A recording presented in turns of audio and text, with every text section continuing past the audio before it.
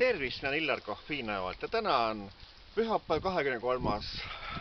veebruar aastal 2020 ja vanasti oli sel ajal Nõukogude Liidu aeg armee aastapäev vist, ehk meestepäev, aga mitte sellest ma ei taha rääkida. Aga täna on näiteks ilm on selline, et räästad tilguvad, eks ole, vihma sajab, on tuuline. Ja mina tahan rääkida hoopis sellest, et mina joon ainult poest ostetud gaseeritud vett.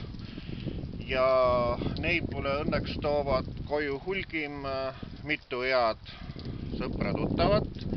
Tänan siinkohal ära Maarja Sindist ja oma külamehe Juhani.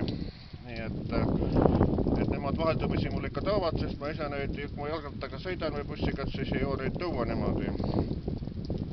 Ja mille järgi ma neid valin? Ma valin selle järgi, odavuse järgi ikkagi, et on Rimis neid odavamalt saada ja siis on ka siis Maximast saada. Nii et ise ma olen ostnud näiteks Toripoest Värska vett ja siis sukust muid asju, aga ma näiteks ka lähemalt natukene.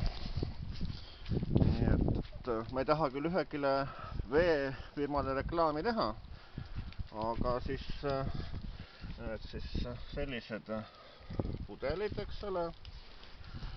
Et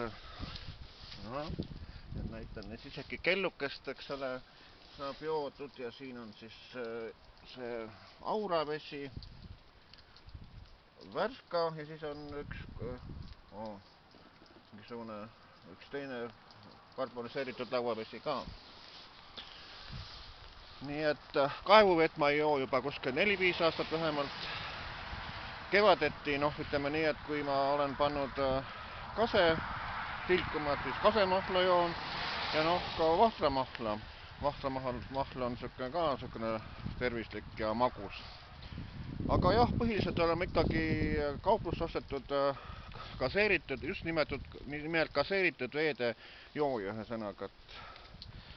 Et selle puhast võib-olla on Illar Kohv ka erand, nii et Eestis, kes ainult gaseeritud vett joob, et kaevuvett ei joo. Et nii on, ütlen mina Illar Kohviinäevalt.